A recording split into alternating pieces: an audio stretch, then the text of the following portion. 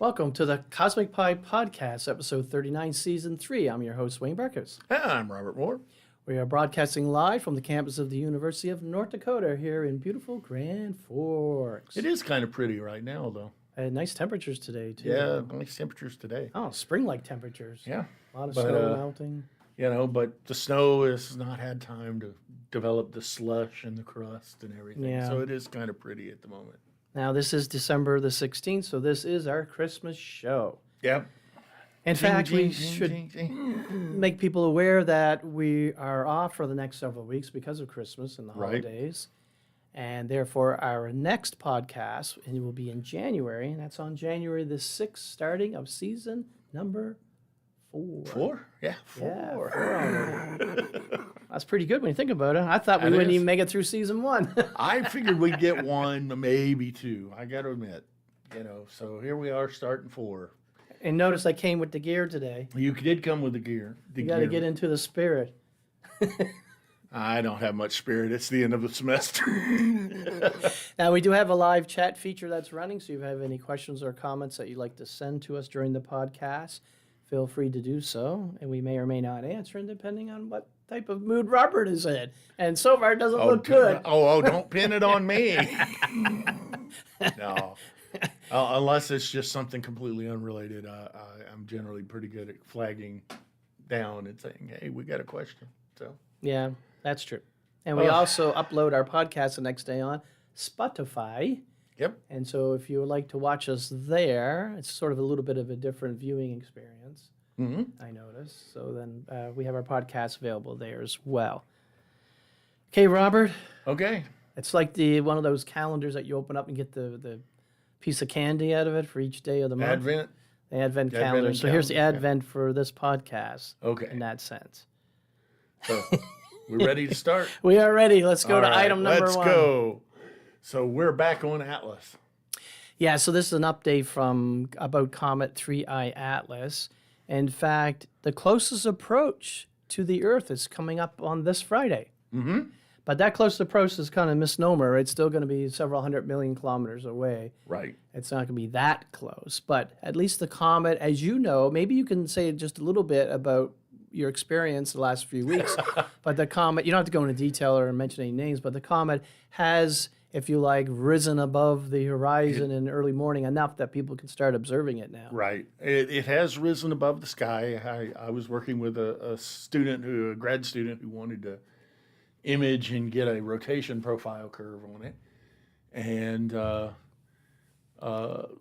right now I'd be getting up at like 1 o'clock in the morning to be out there and ready to observe by about 3. The problem is that it's also about 16th, 17th magnitude, and that's a surface brightness magnitude. So with the 16-inch telescopes we have, it would be a very difficult target to spot to begin with. So unless you have a 16-inch or bigger telescope in dark skies, you're not really going to see this thing. Yeah, I mean, that's the problem, too, with our Earth-based telescopes. It's kind of difficult to get a really good close-up view of the comet because it is so far away, right? Which makes it really dim. So this image that you're seeing here was taken by the Hubble Space Telescope at the end of November. And even so, look at and the Hubble is in orbit around the Earth. So you can see the distance there, nearly 300 million kilometers away. But still, I mean, the Hubble's got enough high resolution that you get a half-decent view of the comet itself. The other thing you'll notice if you look carefully, there's some streaks in those images. So that is the length of the exposure time that you see there. So that's stars. The telescope is tracking on the comet itself, and that's why you get that nice, almost star-like center region, the nucleus of the comet itself. Now, of course, I guess we have to always mention every time we talk about this comet the viewpoints of some individuals that suggested that it may be an alien spacecraft and not actually a comet itself. And I noticed there was a report that came out today suggesting that, yes, the comet is undergoing non-gravitational motion, but it's due to the jets from the comet itself. In fact, all comets undergo these non-gravitational motions because they do have gas that's evaporating off its surface. And a lot of times this gas comes out in geyser-like sort of features or jet-like feature. And that really acts like a rocket thruster. And so it has enough force behind it that over time it will accelerate the comet in a way that you wouldn't expect given it's just gravity, Right. affecting the motion of the comet itself. I mean, I was asked, what would it take to show me that it wasn't just a regular comet that came from outside the solar system? And my answer was, if it turned around and started coming back. Right, or you see this laser beam coming from the object Right. hitting the Earth, this death ray or wiping Yeah. out millions of people. But That would hint that there's something unusual about. right, but as it is, it's exhibiting another behavior that is typical for comets. Yeah. And this motion, by the way, was something that was observed by using a spacecraft around Mars and out at Jupiter. Yeah. So they're finally able, because of the government shutdown kind of delayed things, able to pool all those resources together and study the images and the location of the comet and so on. And so so they've received confirmation of this non-gravitational motion, but stress heavily that it's normal. It's normal and it's for not the due, object, type yeah, of it's object. not due to like the comet having rocket engines on it because it's an alien spacecraft or Right. anything like that. In fact, there's been no observation that's been obtained since it was discovered on July 1st of this year that it's nothing but a normal type of comet. Yeah. And the only thing that makes it abnormal is the fact it's not from our solar system. That's it. Yeah. Right? Even the things that is displayed and stuff is very similar to comets in our solar system. Mm-hmm. And those comets, even the ones in our solar system, have a wide range of properties. Right. So if you look at the ratio of carbon dioxide, a 12 CO to 13 CO to this and to that, I mean, you see a huge range in the abundance mixtures anyways of the comets just in our solar system. Right. So it's natural that you're going to see variations when you start comparing it to objects that are not from our solar system. And that's what gets me is it's still within the parameter space of comets from our own solar system. So how do we know it's from outside the solar system? It's orbital parameters. It's got enough energy that it clearly did not fall in even from the edge of the sun's gravitational boundary. Right. So it's moving too fast. Now, one of the sort of spacecraft that was used to image the comet, and you can go to maybe the next slide, Robert, on Okay. this, is from the European Space Agency. So they weren't under that restriction of the government shutdown for a few weeks. So this data came out earlier than the NASA data, and this is actually an image that you see there taken by the JUICE spacecraft.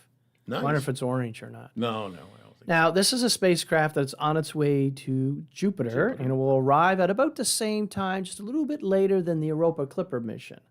So in some sense, they will help each other to do the analysis. And, hey, what did you measure with your instruments? And this is what I'm getting with mine. So it'll complement it quite dramatically, and it'll be kind of interesting to see what they find. But this spacecraft is on its way to Jupiter, and in the meantime, so it's going through interplanetary cruising, it was able to turn its instruments on the Comet 3i Atlas, and this is the result of some of the images that you see here, not all of them. And the interesting thing, this spacecraft actually got within 66 million kilometers of the comet. Oh, nice. That's actually quite close when you see, for example, the closest approach for Earth here on this Friday being about 270 million kilometers. And in the image, you can see things are labeled. You have what looks like a dust tail and a plasma tail, so an ion tail, and then the coma part of the comet there. And also in the little insert, you can see where the comet was relative to the spacecraft when it did these observations. And so I guess you could almost, and in the spacecraft was never designed to do this, clearly. No. Because when it was constructed, nobody knew about the existence of this comet and what would happen. So this is just serendipity in some sense, right? Just taking, hey, we can take this image if we want to look in this direction. And so you do the programming in the spacecraft, upload the commands, and then the spacecraft will turn its camera in going to the right location, of course, right position on the sky, and take images with the right, sort of exposure length and all those kind of things. And so this is just extra information we're getting that otherwise we wouldn't have. Right. And so it's... And I like that it is showing the double tail. For those that don't know or haven't heard us talk about it before, the dust tail follows the path of the orbit, whereas the plasma tail points directly away from the sun. So they should be at an angle like that, especially for something moving as quickly as it is. And for the dust itself, once the particles stream off the comet, they're in their own independent orbit around the sun. In this case, it would be interesting to see if there's enough drag on these particles that they would be captured by our sun. Right. But if they stayed with the comet or like the comet, it's on a hyperbolic trajectory and actually would escape the solar system. Right.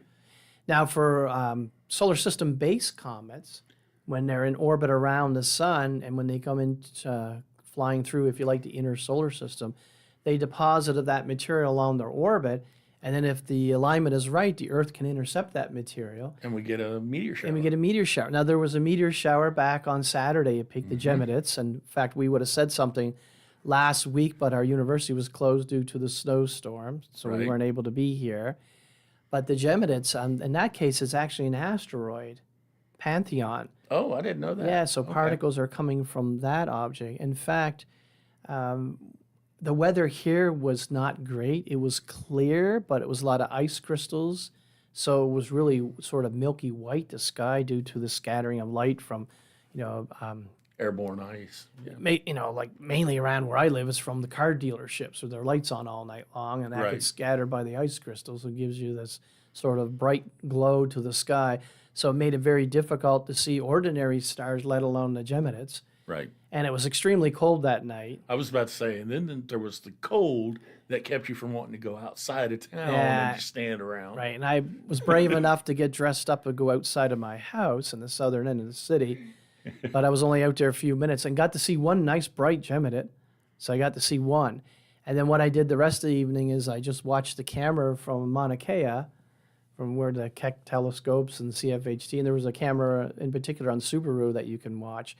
And I counted over 60 shooting stars from the camera alone over the course maybe of about 30 minutes or so.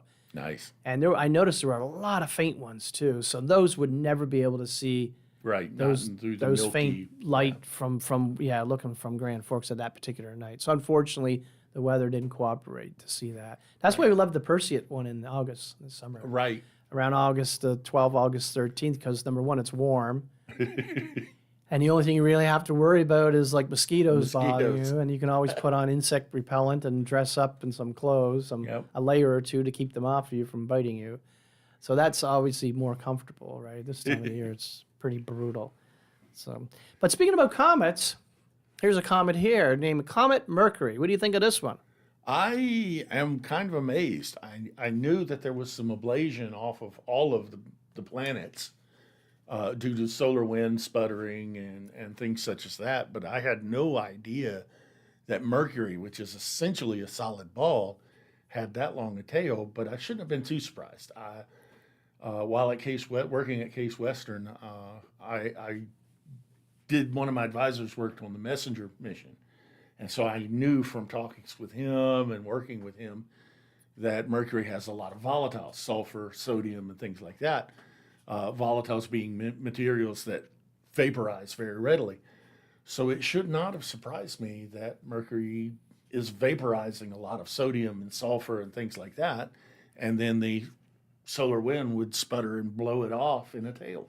It's amazing length of the tail, 24 million kilometers long. Yeah. That's significant. And before we get too far into this, we are asked the question, will Earth ever cross part of the trajectory of 3I Atlas? And when it does, would it make sense to have a spacecraft in Earth orbit to collect matter ejected? And the answer is its closest approach barely breached Mars's orbit. Yeah. So Atlas did not get very close to the sun at all. So it was, it's unlikely that the Earth's orbit will ever intercept. No, it won't ever. So it would never cross that trajectory, that path that the comet was on. So you'd have to be a little bit further away from the sun than Mars in order to have that chance. But that's interesting. If those particles get trapped, and then that may be a way, right? We could send out a space probe. Obviously, we've been all the way to Pluto and beyond. Mm-hmm. So you could envision a mission if you are able to pinpoint exactly where this stuff would be, given that it's going to be affected by solar particles, solar wind. It gets heated up by the light from the sun, and that causes these particles to move around a lot. In fact, a lot of that stuff migrates towards the inner part of the solar system. That if there's enough out there, if the density is not that low, not too low, that you might be able to pick up some of those particles. That's why I say, it'd be possible maybe to send a mission out, but we'd have to do it in the next year or 3, to have any chance of noticing the density. Yeah, and this stuff is going to get more spread out, more diffuse, and more difficult. Now, if it has a chemical signature that's unique to this comet, that we'd be able to recognize by analyzing the particles, and maybe you can make the one-to-one sort of relationship there, just like we do on meteorites on Earth, right? We study their chemical makeup, and then we can tell which parent body that they most likely come from in terms of asteroids in the main belt or something, right? And it's entirely because of, being able to make that isotopic chemistry, the variation of the various isotopes of carbon or nitrogen or so forth, oxygen. I think the big ones are hydrogen, carbon, and oxygen. And the interesting study just came out a few days back, too, which we had a lot of material to talk about today, so we didn't plan on saying anything, is the fact they discovered sugar on Bennu, the analysis of the material that was brought back to Earth. Right. And that's amazing when you think about it. I mean, that tells you that the building blocks for forming RNA, which is the building blocks for our DNA that we always hear about, exist on the surface of an asteroid in our solar system. So you've got sugars and amino acids and alcohols, solvents, and water all out there in space. When you really think about it, if it would have turned out that the composition of human beings, of life as we know it, and if those compounds, basic building blocks, which is nothing you would argue about, because anybody and we study biology for how many decades now, but anybody with the access to modern scientific equipment can find this out themselves. Right. Those basic building blocks, we find them essentially everywhere. Right. Now, what happens if we never found them anywhere? We looked and we looked and we looked, and we find that everything we find in our solar system beyond the Earth does not contain any of the basic building blocks of human life. Let's just focus on humans. And we use radio telescopes to be able to observe the different compounds and molecules in many places, and not only in our Milky Way, but beyond. What happens if none of them matched the basic building blocks of life? Could you make a statement, and I'm going to step over the boundaries of science here, could you make a statement that that's evidence for a supernatural force in our universe that uniquely made humans and put them on this planet? Lack of evidence is not evidence. Now, it would make it a strong argument that life is a rare thing, but I would not necessarily interpret that to mean it's a singular event. It's consistent with it. It is consistent with it. I won't disagree there, but lack of evidence is not in itself evidence. So let's go the other way on that statement. We find the basic building blocks everywhere, all through our solar system and beyond. Does that tell us that there wasn't a supernatural being of some sort that uniquely made humans at the top of the pyramid of life and put them on Earth? You stepped into this one, So my answer is no, it does not. Because such a being, such an entity would have set the rules to allow for that. So of course it would be. And that's why I'm saying lack of evidence is not evidence. You can keep saying that, Robert, but let's try to expand on this stuff a little bit, because we're just chit-chatting here. No one else is listening. Except for Tanith. Well, what about then in terms of life elsewhere? If the basic building blocks are out there, is there a supernatural being did not uniquely make life here on this planet? But that would argue that a supernatural being must have made life everywhere, or at least in more than the Earth. Right. I will agree with that. I mean, if they set the rules and put things in motion, then the stuff is out there. And to think that it only happened here beggars belief. I'm sorry. Yeah. But, will either case prove or disprove such an out possibility? No. But Yeah. know, We're that's not, where you- from a scientific point of view, we're not saying any of these any things of these exist. things is true. We're just philosophizing. We caveated it up front that we were stepping outside of science and into speculation. So Oh, by the way, Robert, whatever you and I say during this podcast is strictly our own personal views. It might be a good time to say Not that. necessarily the opinion of the university nor anybody else on this planet, but just strictly you and I. In fact, our opinions even differ. Right. So my opinion, not necessarily your opinion or how you think. There So, you go. anyways, we forgot to say that at the beginning. It's important that we do that It's important now. that we do that now. Anyways, it's a very interesting. You never know what you find when you study asteroids and comets in detail, And you can't be sure that you understand them fully until you do a really in-depth study. And I mean in situ type study, which means grabbing that material, bringing it back to our laboratories, and then studying it as much as we can to learn out who knows what. or make some observation that says, yes, this can only be from this. Or is Six Sigma, as the term goes, that Yeah. it's random chance. Personally, I find all of this sort of studies that are being like sugar found on Bennu and all these kind of things, and RNA and amino acids. The number one question, if I had to be able to do more than one career in life, which would be interesting, but if I could do another career, one of them could be is where did life come from? How do you get from abiotic type of thing, situation, that is non-life, how do you get life? Right. I could give you some building blocks, right? So I gave you a Lego set, but that doesn't mean you're going to be like Michelangelo and create these masterpiece works with the Lego set. It might just look like a 3-year-old playing with a Lego set, you see? That's what it's The going to look average- like if I do it. The average 3-year-old. So how do you get from these building blocks to actually life itself? I know it's a great mystery now, something that we're trying to figure out, but that's, a really exciting thing. I mean, if you're a young person that doesn't really know what to do in life, there's something to work at. And I'll throw out there that it's not that we don't, like a lot of people try to say, oh, we don't know anything about that. We do know. We know that there's these natural occurring surfactant molecules that can produce micelles, bubbles, that can concentrate materials like amino acids into localized environments that are better than the outside environment. And that's the type of thing we know you need because that's what cells do. So it's not like we don't know how these things, it's just getting from these fundamental steps to the big step. And we're still working on that. And these are complex systems, Absolutely. and that takes a lot of work to puzzle through all of that stuff.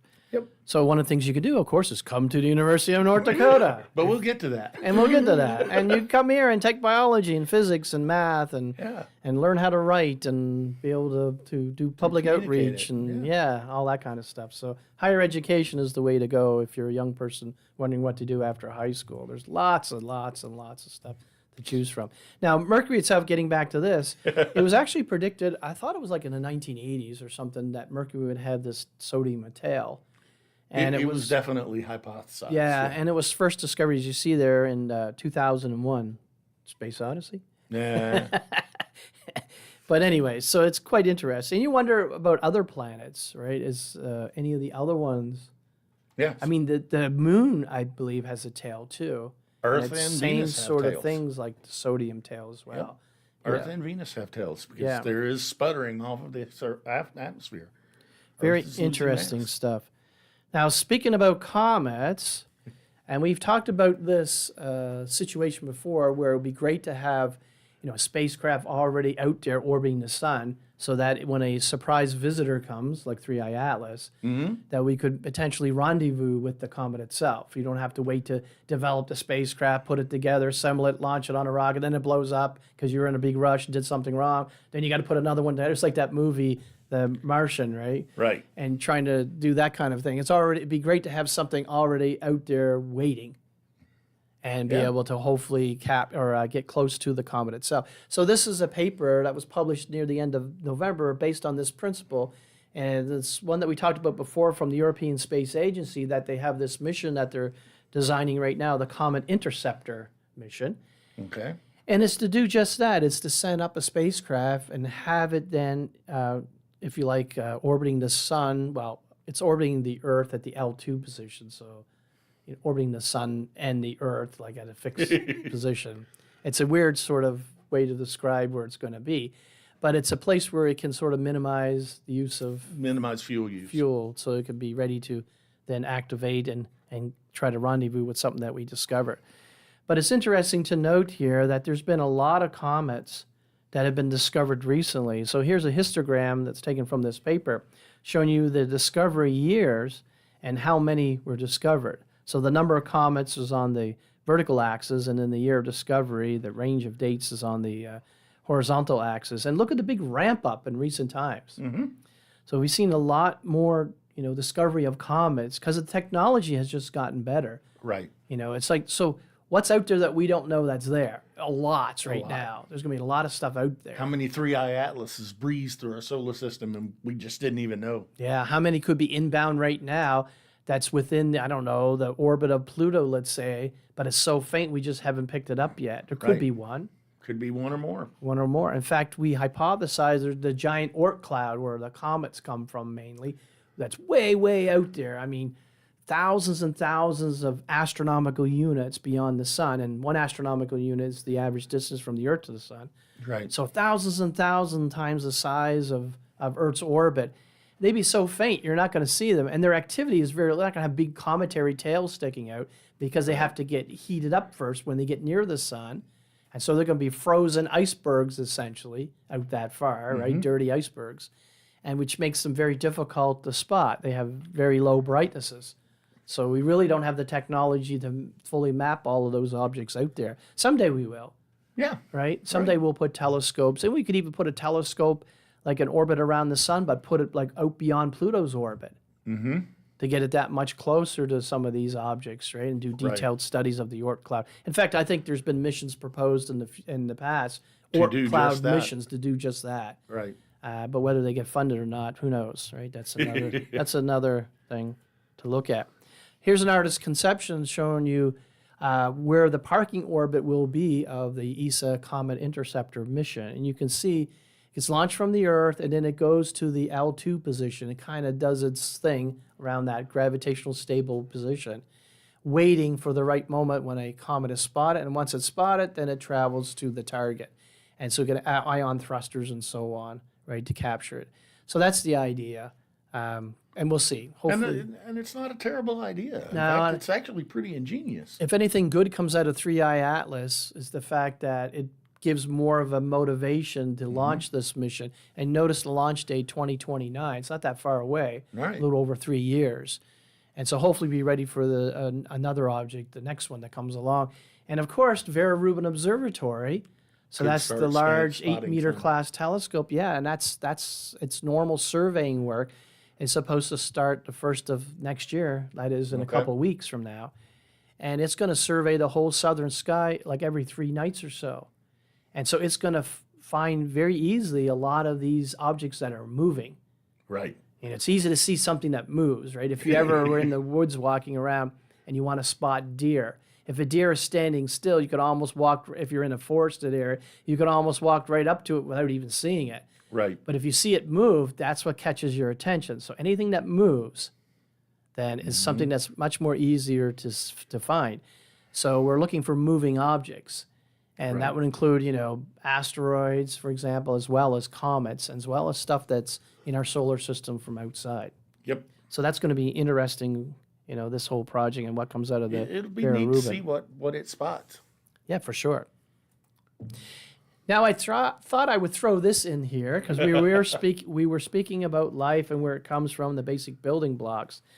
So this is actually a study. I don't know, Robert, if you read this in detail, using not. AI to look at the results of what has been samples that have been collected in the past, to looking for signatures of life, in fact, chemical evidence for life, as you see there on the title. And using AI, they were able to see a match where they saw evidence of life in a rock from South Africa that's been dated, and you can talk to us a little bit about how they know this, the dating mechanism, of about 3.3 billion years old. So you're going back like roughly just a little over 1 billion years since the Earth formed itself. Right. And that's amazing when you number one, you might think, okay, 3.3 billion, that's not 4.5 billion. So what's up there? Did it take 1 billion years for life to form? Not necessarily, because the Earth is constantly changing. We have volcanism, we have weather that taking place. So a lot, we have a continental drift, plate tectonics. So all of the Earth is constantly moving. It's not stagnant.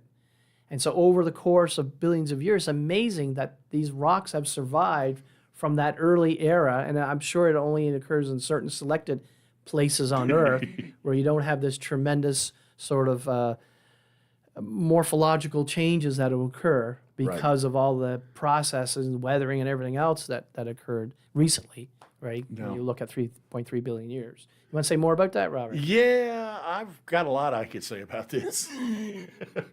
I'm not, how to phrase this? I'm not dubious or doubtful. I'm reading this abstract because I have not seen the paper till this moment. And one, the dating mechanism, I'll talk about it, was almost certainly geochron, which means they took multiple samples from within the rock, usually zircon crystals. And because everything is laid down in the right order, it's assumed that the rock that it's found in is going to be younger, at least as old to younger than the zircon crystals. Okay, well and good. The dating of the zircon crystals is what this 3.3 gigaannuals or billion years is about. That does suppose, though, that rock is, younger than the zircons. How much younger? That's a good question now, isn't it? So they make the assumption that they're about the same age. Now, they do mention that it may be Neo-Archean, which is 2.52. So they're giving basically a billion years plus or minus. Right. Or minus. Right. Yeah, you can't go plus. It's one direction. Yeah. So keep good that name. in mind as well. But that would still put any chemicals, organic chemicals, as being much earlier than what we'd thought. The use of AI, I don't quibble about. This is exactly the type of thing you want to use AI for because it's real good at pattern recognition, so it probably did spot a pattern. Now, that brings up then the question, is that pattern a real pattern, or is it just they found an organic rich rock? Now, correct me if I'm wrong, but aren't the stromatolites from Australia, haven't they been dated back like 3 billion years? Very close, yes. So 2.8, I think. So this time era is like consistent with life. It is consistent. But I think this pushes it back. I think I had heard something about this because if this is the paper I'm thinking of, it is reported as having pushed back the earliest signs of life by about 500,000, 500 million, years or so. And that's, basically they're not finding fossil evidence. They're not finding any stromatolites or anything like this. They're just finding chemical signatures of, hey, there's organic chemistry going on in greater than we would expect for abiotic process. Now, they do state in several places that it's a sign or evidence for photosynthesis. So do stromatolites operate on that same principle then? Stromatolites are cyanobacteria, so it's photosynthetic. So it is consistent. Mm-hmm. Now, if you go to the next slide, you can see evidence for that. This is in a rock that was taken, dated to be about 2.5 billion years old. And the black features you see in that rock then is traces of photosynthesis. And that's essentially what you're looking for. You're looking for the chemical signatures because photosynthetic materials are rather distinctive. When you think of this, kind of reminds me of back in the 1990s. The big announcement that NASA made out of the Houston, the manned spacecraft center there, that they had found that rock, remember, in Antarctica, which supposedly came from Mars. Right. Had to come from somewhere, right? Because it's an ice sheet and you got a rock laying on top. It came from above, It came not above from the below, ice. not from below. Yeah. And when they did the test of the gas particles that was trapped inside of the rock, it had the exact same abundance to within the uncertainties of what they measured on the atmosphere at Mars at the time from the Viking mission. Right. So there's a link there that this rock probably came from Mars. And then when they looked at it further, they saw supposedly evidence for nanobacteria. So when you look at that sort of situation, and then it was a lot of scientists at the time dismissed that view and said that the evidence was not ironclad. In fact, they thought that it might be evidence for normal chemical processing that did not involve life. Right. So that's kind of where the story stopped at. I don't know if it's 100% settled. It's an open question. I think they're waiting for us to go to Mars directly and to be able to sample the rocks and get a better view of what's actually going on, right? Right. But you want to be able to study, you want to be able to know what to look for when you get to places like Mars, correct? When it comes in terms of finding evidence for life either existing now or in the past. And the place you want to start with obviously is Earth, because we know obviously life is on our planet and life has been here a long time. Right. So do we have the smarts, which really means instruments, and the knowledge to find traces of life that would existed billions of years ago? Because that may be the case when we get to Mars, that maybe life originated on Mars billions of years ago and then somehow went away, got snuffed out from whatever changes occurred. Can we find those traces of that past life today if we were to go there? Right. So, And that is one of the big things to look at. And, Tanith Rosenbaum in our chat brings up that they are using pyrolytic gas chromatography mass spectroscopy. So they're burning the sample. yeah. So that precludes that they're finding any big molecules, any complex molecules, complex chemistry. Right. So I'm not going to doubt a fellow scientist in their field of expertise. No. Okay. Sciences we always doubt, remember? Yeah, but I lack the expertise to That's better. to really question yeah, this. Right. I am seeing some points where I might ask questions if we had them on the show. Hey, there's an idea. Right? I do understand, enough to be able to ask some questions and go, okay, wait a minute. How did you overcome this? How did you do this? So, I mean, these are nice images, and I know some of the techniques they did use, like geochrons and so forth, which are more accurate than just simple radiometric dating and things like that. But, Well, that's always the problem, Questions. right? How do you know exactly when that stuff was laid down? So in this slide, you see evidence there as the darker features of organic material, and the surrounding rocks have been dated to 2.5 billion years old. Right. And some of this not just from South Africa, even from Greenland. Mm-hmm. As part of the sample here. And these are those spots that are these cratons I've Right. mentioned in past episodes. These old basement rock that would have been the first things to solidify out of the magma ocean. Now these are at or near the surface, correct? Absolutely. So how did they get there? From upwelling from underneath? Well, they're essentially the cores that all the continents built from. There's some of the first materials that solidified out of the magma ocean, and then everything else just kind of gloms. They collide, and Okay, so you got to strip away all that topsoil, right. if you like, all get the down to the dirt to get basement down to the basement rock of that. Yeah. So depending on where you are in the world, that could be a long distance Are very short. or very short, right? Mm-hmm. It's like there are places that people don't realize that the mantle actually breaks through the crust. Right. And, how do we know? I've said before that mantle is not molten, it is solid. This is one of the ways we know. Well, how do we know it's not crust? Because chemically, it is distinct from crustal material. And so these cratons are kind of the same way. Chemically, they are distinct from other landmass continental crust. And they also contain these very ancient zircons and other minerals. But all the studies have been done. I mean, clearly they show, at least they're consistent with the view that life has been here for billions of years. Absolutely. That's been there. Yeah. It's really just now we're refining how far back it was.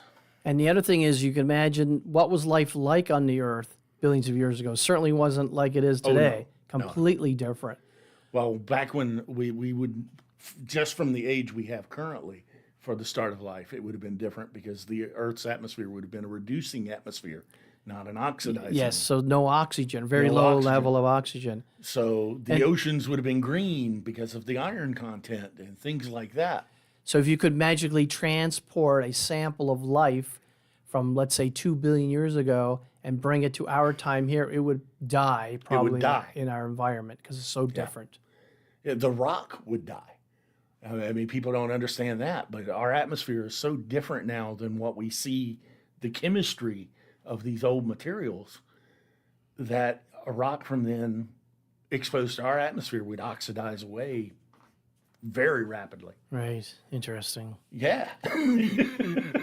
Now, speaking about interesting, the next story we're going to look at is actually, it was data taken from the CHARA array. Remember, we had Nick on in a past podcast to talk all about CHARA. And this is actually looking at these events called novae. So this is a situation where you have low mass stars that are at the end of their lives, and they turn into a white dwarf, which is the end result of our own sun. But if these white dwarf happens to be in orbit around a nearby companion star, what can happen if they are close enough to each other is that the nearby companion star can act like a reservoir of material and can dump gas, essentially, on top of the white dwarf. And that could happen, for example, if the ordinary star that's in orbit with the white dwarf around their center of mass is near the end of its main sequence life and it starts expanding outwards, ultimately going to turn into a red giant, as we say, then the material can be drawn from that ordinary star on top of the white dwarf. And you get this fresh supply of fuel, essentially, on top of the white dwarf, which can ignite and flare up. So it undergoes, thermonuclear fusion for a brief period of time, and then the brightness of the white dwarf will increase dramatically, and then over several days or weeks or even months, it can then fade back to the brightness level it had prior to when it erupted. Right. So we call those nova meaning new. So it was like if you see one, all of a sudden a new star in the sky, it could be one of these things, right? Right. That's where like the term T. comes from. Corybora. Yeah, exactly. That never went off yet. We're still waiting. We're still waiting. Hopefully now it won't go off till the summer. Right. Summer for us. So then we could I'd like enjoy to get some watching light it. curves off of it, Yeah, for sure. So the interesting thing about this study is it used the very high resolution of the CHARA array to look at the ejected material from the nova event itself. And there are two of them that they focused on here in this data that we'll show you. The first one is nova V1674 Hercules. So this is a view of the nova 30.2 days after eruption. And what we're looking for here is structure in the ejected material to give a hint on maybe the mechanism, and we're always testing this stuff, that's responsible for the brightening from the nova phenomena itself. And you can see it. This is a beautiful image. It There's is. all kinds of structure that you can see here. Those radio-like spokes that stick out from the center region. The center region would contain both the white dwarf and the ordinary companion star, and they're unresolved even with CHARA. Wow. Yeah, They're and remember, close they have to be close together because Right. you want the transfer of material. So they definitely have to be close. So any type of nova like that, chances are it's going to be hard to resolve the fact there are two separate objects there. So it's not resolved in these images, but the structure in the ejecta is resolved to a degree. And so that allows us to test our models then of these type of events. Now, this particular nova, then if you were to model what you see in terms of the ejecta, here's kind of what people are thinking. So the artist's impression is what you see on the far right. That's what we think it would look like if we had really good resolution. Right. And so clearly we don't. So what we're seeing here is kind of material being ejected, if you like, in one direction and in the opposite direction. That's almost the vertical green arrow. You see double head arrow there. And then there's being ejected sort of perpendicular to that. And if you put that information together, then on the far right, it's like you had this explosion, and most of the material is being ejected sort of in the upper left and the bottom right. But then you have this expanding fireball, almost like this torus or donut-shaped object that wraps through the equatorial region of the system itself. And that's the other ejecta that's moving outwards. So it's kind of interesting in the sense that it gives us some much great. I mean, this is the most detailed I've ever seen of a nova. Right. I mean, I've seen images taken with the Hubble Space Telescope. Nova Cygni 1992 is right there at the top. In terms of you see the ring of ejecta, and you can see different spots in the ring itself along the circumference, and you see just a bright spot in the center. But this gives you even more resolution than that in terms of the structure. Yeah. You can see in the ejecta And this itself. is in milli-arc seconds. So, Yeah. as, again, Kenneth Rosenbaum is saying, it's amazing what you can tell in 25 by 25 pixels. And I agree. But I'm imagining what they did is they took the data from the two pictures on the left and probably fed that into a simulation. Right. To get at, this is what this indicates happened. Yeah. Because I'll agree with anybody. I wouldn't make any guess at what was going on from those two left images without first feeding it in, what could produce these shapes. Exactly. And they probably did that with a Monte Carlo simulation that went through various parameter spaces. And, And this is the best fit. And this is the best fit. The most likelihood of matching the observations. It's really neat. It is. Now, the other thing to note is that novae are not all the same. Right. There are many different types. And so the next slide actually shows you the second example that CHARA looked at. This is nova V1405 in Cassiopeia, so Cas 53. This is actually 67 days. I got that wrong. This is nova V1405 Cas, so it's in Cassiopeia. But this is data accumulated over 53 to 67 days after the eruption. So It's not all at the same time period. Okay. And you can see the evolution of the ejecta. At the top is 53. So this is the panel on the left. The middle one is at 55 days after the nova event. And then finally, the bottom one is 67 days after the nova. And so that looks like it was probably, I would guess, a pretty spherical. Yeah, and the other thing is it didn't have the type of eruption like the prior nova had. Right. It's more like a slow eruptor, they call it. Okay. So even timescales are greatly increased with this nova compared to the prior one that we looked at in the constellation Hercules. Right. And so you can get very rapid novae and then very, very slow type of process. So that almost thinks like if it's had a really deep gravitational potential well, it would take a lot more time for the ejecta to come out of that well. Right. So that would dramatically increase the time scales of what we see in terms of the ejecta and how it evolves with time. That's a possibility. Absolutely, yeah. And like I said, these things come in a variety of situations. They're not identical at all.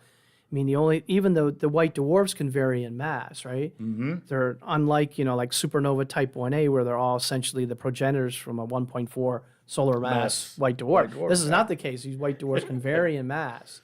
So they're not the same thing. And plus, the nearby companion star can have different masses, can have different distances away from the white dwarf, and so on. And that would change how the brightness of the ejecta changes with time. Right. If you like the light curve. And that's what those curves on the right are showing is how the brightness has changed. Yes. Over those periods of time. And that's interesting, too. That last one, the 67 day, is intriguing. For sure. And don't forget, we have different things that are at work there, right? If you're creating any type of radioactive material like nickel and things like that, right, that stuff can give off light. It's like you get complex light curves with supernovae explosions and those sort of things, too. Now, the next story is another thing that goes bang. Yeah, this is what we call a gamma ray burst. And the reason why it made the news recently is because in general, gamma ray bursts. Now, first of all, what are they? So the long history here. They were first sort of recognized way back in the 1960s, I would say, 1970s, when both the United States and the Soviet Union at the time were trying to monitor each other to make sure you didn't violate the test ban treaties that we had. Right. And one of the things you can do when you light off or cause a nuclear explosion to occur, so you're testing your nuclear bombs essentially, is that it will release a burst of gamma rays. Mm-hmm.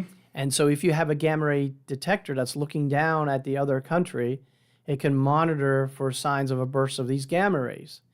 Now, the interesting thing, the way the gamma ray detectors are built is that they are also sensitive to gamma rays that are coming from the opposite direction. So opposite of looking down on Earth is looking out into space. And when these satellites were first put in orbit around the Earth, they started finding these gamma ray bursts, these bursts of gamma rays. At first, I guess they would be panicking. Oh my God, the other country's violating the test ban. The test ban, at nauseum, right, all the time. Yep. But they were actually coming. You can look at timing arrivals of electronics, right? They can time where the signal is in your detector, and they discovered it was coming first from above and then going down through the detector towards the Earth in that sense. So they knew that the incoming gamma rays were not coming from the Earth; they were coming from space. And this stuff was secret at first, classified, because it's military type of observations. But eventually, they unclassified it and started to tell scientists about it. And then scientists got interested and convinced NASA to put up gamma ray detectors. Mm-hmm. And so the greatest one we have up there now is the Fermi Gamma Ray Space Telescope, and it watches a lot of stuff, including these sudden bursts of gamma rays. And the neat thing about gamma rays is pretty much all you can tell is direction it came from, because you can't focus gamma rays very well. Yes, they're very, very high energy. In fact, they're so high energy, they act basically like particles, those photons. Mm-hmm. And that's why we have particle detectors that can detect them. In fact, we have, germanium crystals, and the gamma rays get embedded in a certain distance in the crystal before they deposit all their energy. And you can have sort of tripwires set up. So if you trip the first wire that's near the top of the germanium crystal, then you trip the next wire that's inside of the crystal a little bit, and then the one that's even further inside the crystal, and that gives you a sense of direction. Right. And these gamma ray bursts, initially, we didn't know where they were coming from, and they could last, for a fraction of a second to several seconds, so so-called short and long gamma ray bursts. And eventually what we discovered is, there's two things that you look for as an astronomer. Are they mainly coming from the Milky Way, our home galaxy? And if they are, then they'll be found in a preferred area of the sky where the Milky Way occupies. But if they're coming from all different directions, random directions in the sky, then that would tell us they're cosmological in origin. They were coming from wherever, from distant galaxies or whatnot. And so at first, until you build up the number of detections, we didn't know where they were coming from.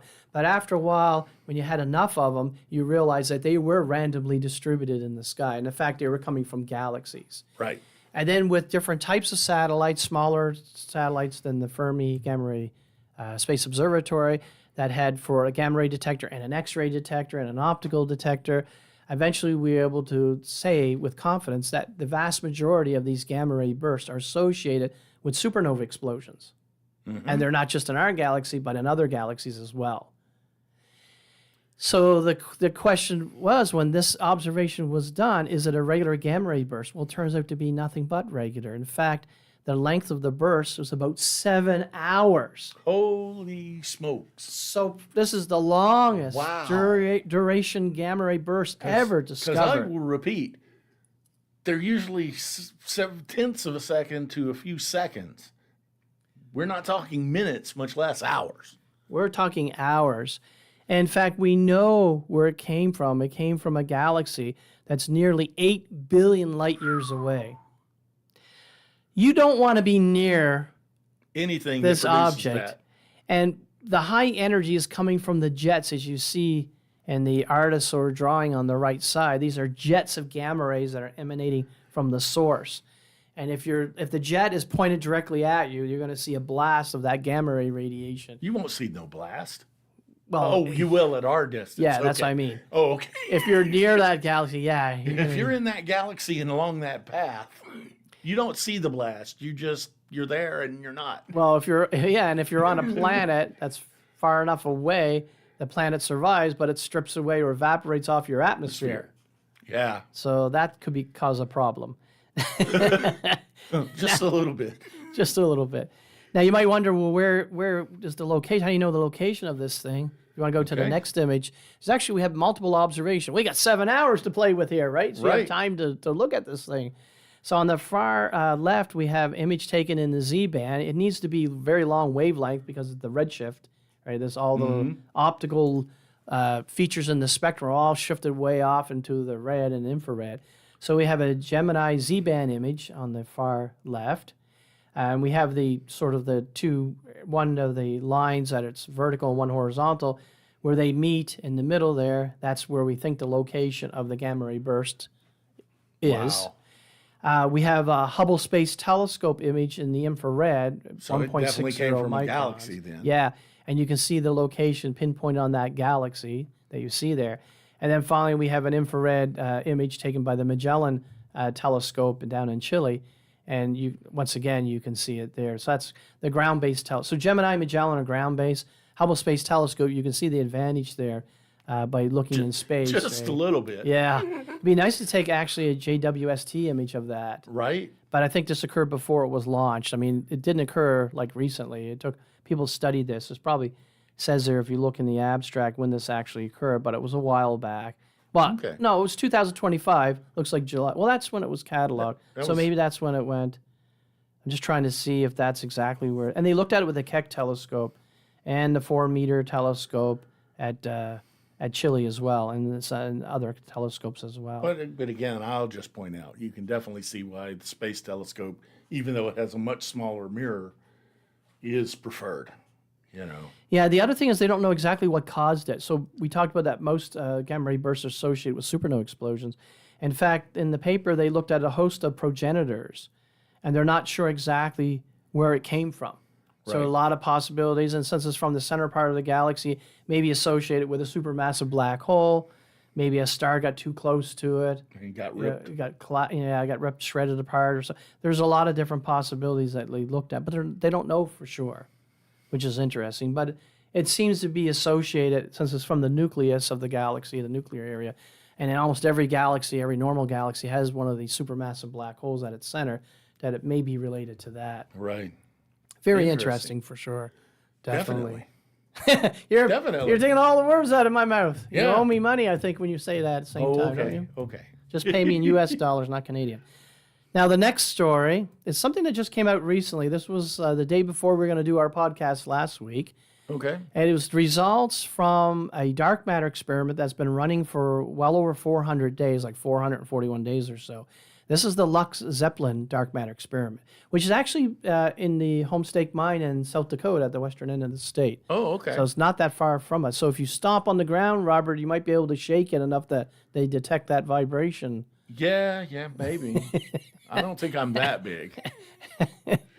Now, through the analysis of the data, as you see there, no detection of dark matter. In this case, we're looking for a subatomic particle or particles that would fit the right property that we'd expect of dark matter, which is really an object that does not reflect light, doesn't emit light, Doesn't absorb light. but it has gravity because it has a mass. Right. And if there's enough of these objects out there, the combined gravitational attraction would be responsible for all of the indirect evidence that we have for the existence of dark matter, Right. including, for example, in our own galaxy, what we call the flat rotation curve.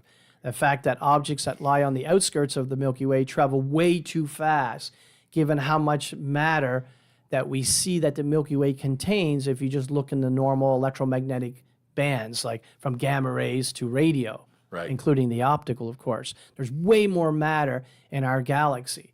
All right. That's the only- speed is too high. Yeah, and There's so- more matter there than what we can Yeah, see. in other words, you could think of it as these objects on the outskirts of the galaxy are violating the local speed limit. They're traveling way too fast. Right. So there must be more matter there that's be able to hold on to those objects traveling at such a high rate of speed. In fact, we estimate that there's 5 times more dark matter than ordinary matter in our Milky Way. Yeah. And we see evidence for it not just in our own Milky Way, we see evidence in the Andromeda galaxy, every other spiral galaxy, and almost except maybe for a couple dwarf galaxies in the Virgo cluster that people argue about, we see evidence for dark matter in almost every single galaxy that exists that we can Right. observe. Kind of like those supermassive black holes. So it's everywhere. But what is it? That's the main puzzle. And once again, here's another result of one of these dark matter experiments that have been running for a long time and still haven't been able to pinpoint, any detection at all, no detection, which is disappointing in some sense. But it's not disappointing in another sense, and to keep the mystery alive. Right. That keeps people interested. In fact, the next thing, what are you going to do is to run this experiment not for 417 days like these results, but run it for 1,000 days. So they predict by the end of 2027, we'll have the results of that run, if you like. And it could be the same thing on null detection. Right. And what's going to happen eventually is we're going to get to the point maybe a few years from now where we've kind of searched all of the reasonable parameter space that we'd expect dark matter particles to exist. So then we have to go back a little bit and search unreasonable parameter space, right? That is, we have to rethink our ideas here that maybe it's a really exotic type of particle, or maybe it's not a particle at all. Maybe it's something else going on. Right. And people right away would bring up modified Newtonian dynamics, which we can kind of discuss at length in another podcast. But the way to think about it is gravity operates over long length scales differently than what we measure here on the Earth. Right. But there doesn't seem to be any evidence for that. Right. Well, and so there's evidence for it, but it doesn't answer all of the problems that dark matter does. Right. There's a lot of cases where the modified Newtonian, like I said, we're going to discuss this on another podcast. Yeah. It's not able to represent observations. Can't explain what we see. So therefore, it doesn't seem to work, unfortunately. Yep. But anyways, so be it, right? Okay, well, that's the end of the podcast. And if you're interested in any of these topics, whether it's comets that come from outside of our solar system, or you're trying to explain the dark matter puzzle, and there's your Nobel Prize waiting, by the way. There's your Nobel Prize waiting. If you do figure this all out. One of the best places you can do is come to the University of North Dakota. Absolutely. And we have lots of programs that we run here on campus and also online. In fact, you can do hybrid. You could take some online courses and some on-campus courses as well.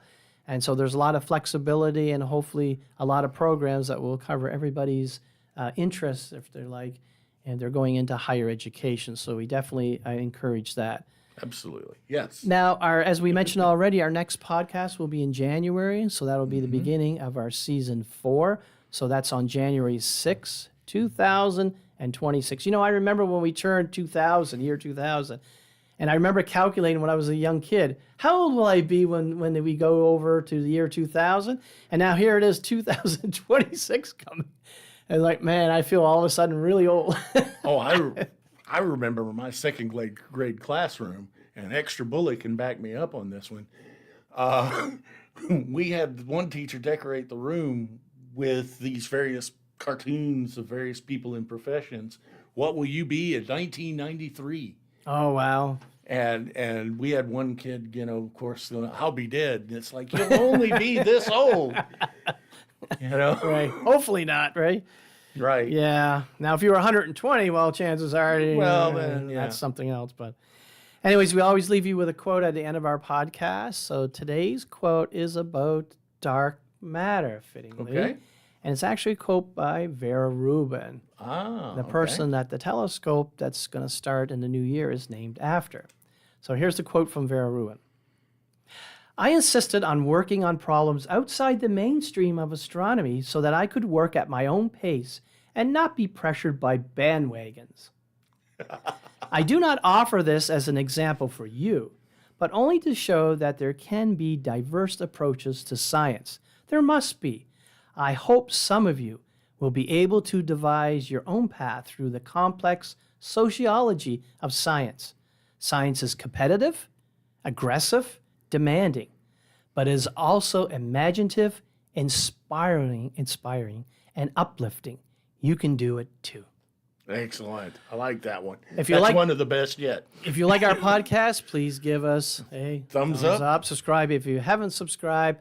And we'll see all of you in New Year. Have a great Christmas. Have a wonderful holidays. Whatever you celebrate or don't celebrate, hopefully we'll see you next time. Happy holidays and see you next time, folks. Bye.